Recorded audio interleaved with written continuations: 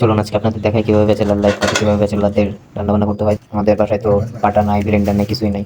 কি করবো এখন? আদা তো পিষতে হবে। তো এটা হচ্ছে আমাদের টেকনিক, ঠিক আছে? তো আমরা এইভাবে আদাটাকে পিষে নিলাম।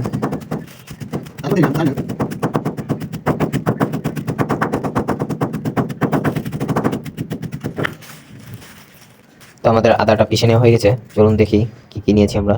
গরুর মাংস রান্না করবো, যার জন্য আলু, পেঁয়াজ, মরিচ এগুলো নিয়েছি। এরপরে সালাদ রেডি করে রাখছি আগে থেকেই। তো এখন আমরা কড়াইতে উঠাই দিব। কড়াইতে উঠাই দিয়ে এর ভিতরে বিভিন্ন প্রকার মশলা দিচ্ছি। আলু, পেঁয়াজ, মরিচ, মাংস সব একসাথে ঢেলে নিয়েছি। এরপরে এতে দিব মরিচের গুঁড়া, জিরা গুঁড়া, ধনিয়ার গুঁড়া। এরপরে আছে গরুর মাংসের মশলা, কিছু তেল, লবণ পরিমাণ মতো, একটু পানি, হালকা পানি দিয়ে প্রথমে কষিয়ে নিব। এরপর কষানো হয়ে গেলে আমরা জলে পানি দিয়ে দিব। তো জলে পানিও দিয়ে দিলাম। জলে পানি দেওয়ার পরে মাংসটা আস্তে আস্তে হয়ে আসবে।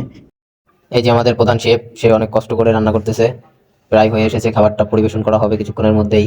তো আমরা যেহেতু দুইজন, এই কারণে আর কি বেশি রান্না করি নাই। বেশি রান্না করলে তো নষ্ট হবে, খেয়ে পারবো না আমরা। রান্নাটা অবশেষে হয়ে এসেছে, সে আমাকে ভাত বেড়ে দিচ্ছে। আমরা এখনই খাওয়া দাওয়া শুরু করবো। তো আজকের বিষয় এই পর্যন্তই। আপনারা তো দেখলেনই কিভাবে ব্যাচেলাররা রান্না করে, কিভাবে থাকতে হয়।